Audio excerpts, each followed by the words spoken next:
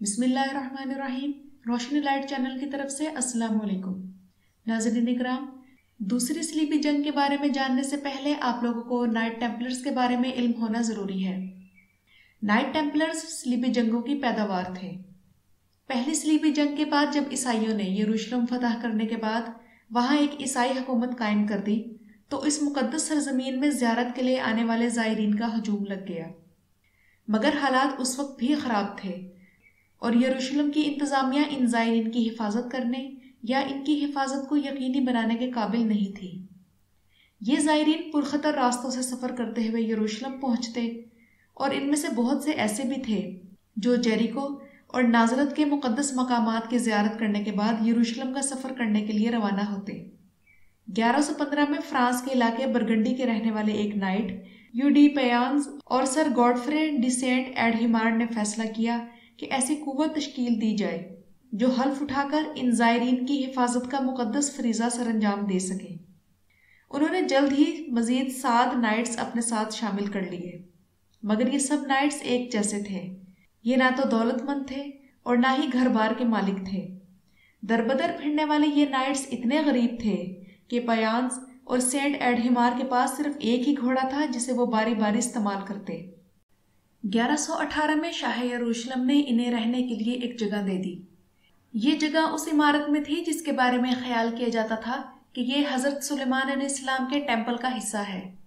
یہیں سے ان کا یہ نام مشہور ہوا، یروشلم میں حضرت سلیمان کے ٹیمپل کے عیسائی نائٹس، اور جلد ہی یہ نام مختصر ہو کر صرف نائٹ ٹیمپلرز بن گیا۔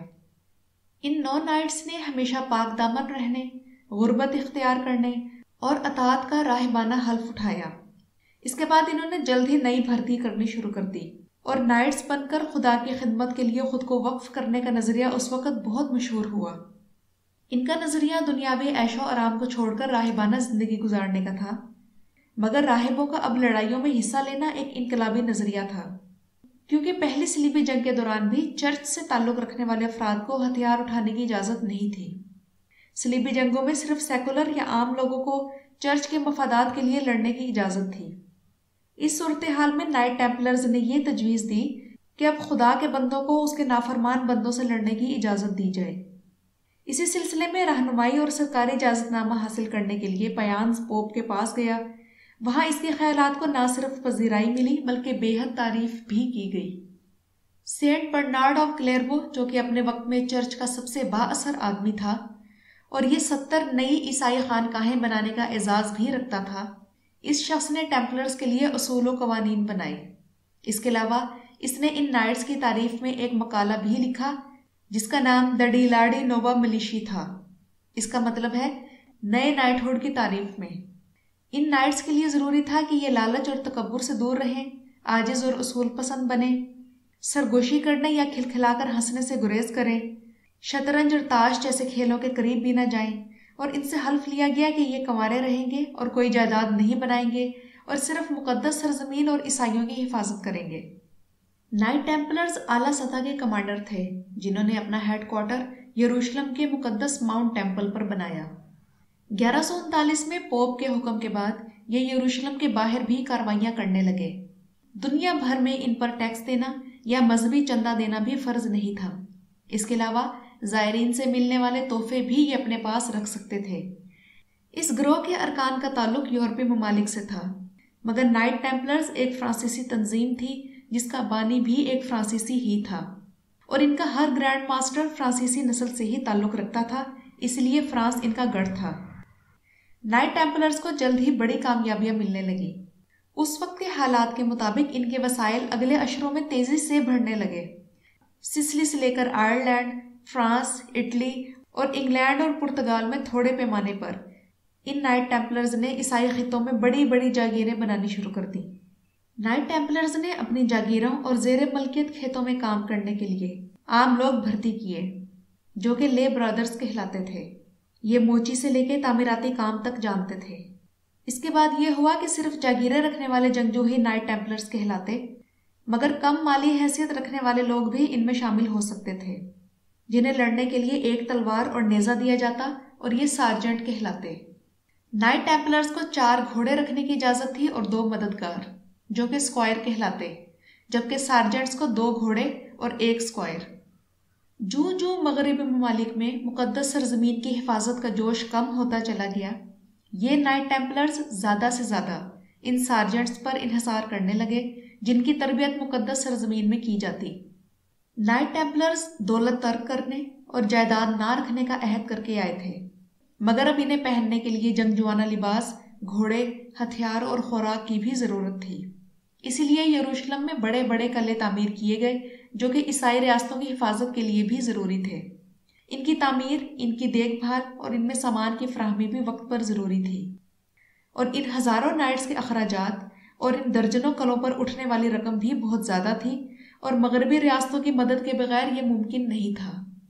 اور یوں ان عیسائی ریاستوں کی مدد کے ساتھ نائٹ ٹیمپلرز امیر سے امیر تر ہوتے چلے گئے۔ ان کا نیٹ ورک اتنا با اثر تھا کہ یہ عیسائی بادشاہوں اور رئیسوں پر بھی اثر انداز ہونے لگے۔ ان کی ریپوٹیشن مالی معاملات میں اچھی تھی، یہ بددیانت نہیں سمجھے جاتے تھے اور ہتھیار چلانے میں بھی ماہر تھے، اسی لیے ان پر رقم سونے چاندی کی صورت میں ایک جگہ سے دوسری جگہ پہنچانے کے لیے اعتبار کیا جانے لگا۔ بعد میں ان کا نیٹ ورک اتنا بڑھ گیا کہ کوئی شخص ایک جگہ ان کے پاس رقم رکھواتا اور کسی دوسرے علاقے میں ان کے دوسرے ہیڈ کوارٹر سے نکلوا لیتا، اور یہ رقم نکلوانے کے لیے وہ صرف ایک خط دکھاتا جسے لیٹر آف کریڈٹ کہا جاتا تھا۔ ناظرین اکرام، یہ دنیا میں اپنی نوعیت کی متعارف کی جانے والی پہلی سروس تھی جو نائٹ ٹیمپلرز کے علاوہ کسی نے بھی نہیں پیش کی تھی۔ اپنی دولت اور انہیں ملنے والے فنڈز کی وجہ سے نائٹ ٹیمپلرز جلد ہی اس قابل ہو گئے کہ وہ ریاستوں کو بھی بھاری قرضے دے سکیں۔ یہ بات ریکارڈ پر موجود ہے کہ ایک وقت میں انہوں نے شاہ فرانس اور شاہ برطانیہ تک کو قرضے دیے۔ اپنی دیانتداری کی وجہ سے انہیں ٹیکس اکٹھا کرنے اور مالی مشورے دینے کے لیے بھی بادشاہوں نے بھرتی کیا، جن میں برطانیہ کے رچرڈ اول سے لے کے فرانس کے فلپ ششم تک شامل ہے۔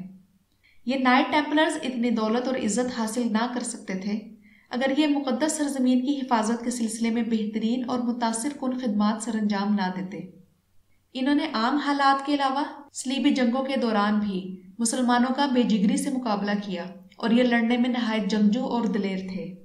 ان کے اصول یہ تھے کہ مرتے دم تک مقدس سرزمین کی حفاظت کریں گے، مسلمانوں سے ہر عیسائی کی حفاظت کریں گے، کبھی بھی لڑائی میں پسپائی اختیار نہیں کریں گے جب تک ایک کے مقابلے میں 3 جنگجو نہ ہو جائیں، اور اگر یہ کسی مسلمان کو پکڑ لیں تو اس کے بدلے میں فدیہ بھی قبول نہیں کریں گے۔ اس طرح کے اصولوں نے نائٹ ٹیمپلرز کو اس وقت کے سیکولر نائٹس کے مقابلے میں نمایاں حیثیت دی، کیونکہ اس دور کے دوسرے نائٹس صرف پیسے اور نام و نمود کے لیے لڑا کرتے تھے۔ اسی دوران نائٹ ٹیمپلرز کے حریف کے طور پر جنگجوؤں کا ایک اور گروہ بھی ابھرا۔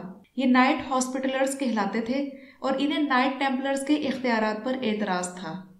اپنے قیام کے 100 سال بعد اور اپنے اختتام سے 100 سال پہلے بشپ آف ایکر لکھتا ہے کہ ٹیمپلرز جنگ میں شیر، گھر میں بھیڑ کی طرح مسکین، میدان میں خونخوار نائٹس اور چرچ میں عبادت گزار راہب ہوتے، جبکہ حضرت مسیح کے دشمنوں کے لیے یہ جوشیلے اور غضبناک اور عیسائیوں کے ساتھ نرم دل اور مہربان تھے۔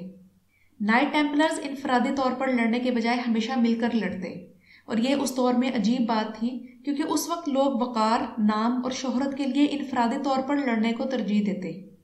ان نائٹ ٹیمپلرز کے سخت فوجی ڈسپلن تھے، اگر کوئی اس کے خلاف کچھ کرتا تو اسے قید یا 1 سال تک اس کے عہدے سے اتار دیا جاتا۔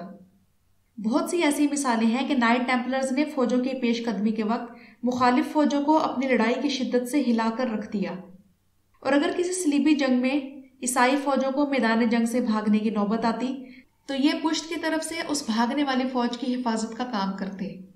یہ محاصرے کی صورت میں دفاع کا کام کرتے اور پریشان حال عیسائیوں کو بچاتے۔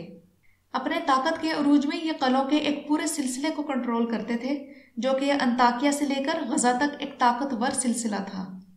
نائٹ ٹیمپلرز کو سب سے بڑا دھچکا تب لگا جب سلطان صلاح الدین ایوبی نے 1187 میں یروشلم کو آزاد کرا لیا۔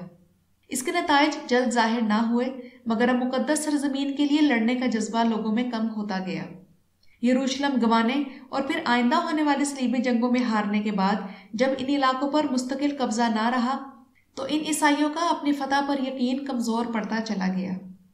جو عیسائیوں کے ہاتھوں ان کے زیر قبضہ علاقے نکلتے گئے تو مقامی رئیسوں کے وسائل کم ہوتے گئے، اور جلد ہی اتنے وسائل نہ رہے کہ یہ مقدس سرزمین کی حفاظت کے لیے کافی ہوتے، مگر عیسائی ریاستوں کی بقایا بچ جانے والی چوکیوں کی حفاظت کی ذمہ داری انہی نائٹ ٹیمپلرز کے کندھوں پر آ پڑی، اور یوں نائٹ ٹیمپلرز مزید طاقتور حیثیت کے مالک بن گئے۔ مگر تب یہ دور آ گیا کہ ان کے تمام وسائل ملا کر بھی اتنے کافی نہ تھے کہ مقدس سرزمین کو دوبارہ چھڑانے پر جو اخراجات آ رہے تھے وہ پورے ہوتے۔ اس کے علاوہ ابھرتی ہوئی مملوک سلطنت بھی شام کے علاقے سے انہیں نکالنے کے لیے پرعزم تھی اور ان کے خلاف بھرپور کارروائیاں کر رہی تھی۔